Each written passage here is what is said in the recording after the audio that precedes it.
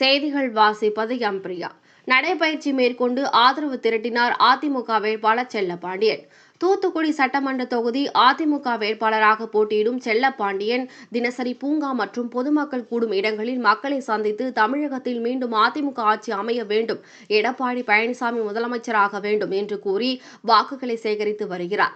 அதன்படி சனிக்கிழமை காலை பாளை ரோட்டில் உள்ள எம்ஜிஆர் பூங்காவில் அதிமுக வேட்பாளர் செல்லப்பாண்டியன் நடைபயிற்சி மேற்கொண்டு அங்கு நடைபயிற்சி மேற்கொண்ட பொதுமக்களிடம் அதிமுகவுக்கு நீங்க வாக்களிக்க வேண்டும், சொத்து வரி, குடிநீர் கட்டணம், மின் கட்டணம் உயர்ந்துள்ளது, அதனை சரி செய்ய நீங்கள் அதிமுகவிற்கு வாக்களியுங்கள் என்று பொதுமக்களிடம் வாக்குகளை கேட்டார். அப்போது எம்ஜிஆர் பூங்காவில் அதிமுக ஆட்சியில் உருவாக்கப்பட்ட நவீன பூங்காவில் அதிநவீன மக்களை கவரும் வகையில் அமைக்கப்பட்ட சிற்பங்கள் உடைக்கப்பட்டு அப்புறப்படுத்தப்பட்டு எம்ஜிஆர் பூங்காவில் ஓரமாக அடுக்கி வைக்கப்பட்டுள்ளது. அதனை பார்வையிட்டு பொதுமக்களிடம் உங்கள் வரிப்பணம் திமுக ஆட்சியில் எப்படி விரயம் செய்யப்பட்டுள்ளது என்று பாருங்கள், அதற்கு இந்த சிற்பங்களே ஒரு சாட்சி என்று பொதுமக்களிடம் அதிமுக வேட்பாளர் செல்லப்பாண்டியன் எடுத்துரைத்தார். அதனைத் தொடர்ந்து பாளை ரோட்டில் நடந்து சென்று பொதுமக்களிடம் அதிமுகவிற்கு வாக்குகளை சேகரித்தார். அதன் பின்பு மாநகராட்சி விளையாட்டு அரங்கத்திற்கு சென்று அங்கு விளையாடி கொண்டிருந்த பொதுமக்களிடம் அதிமுக வேட்பாளர் செல்லப்பாண்டியன் வாக்குகளை சேகரித்தார்.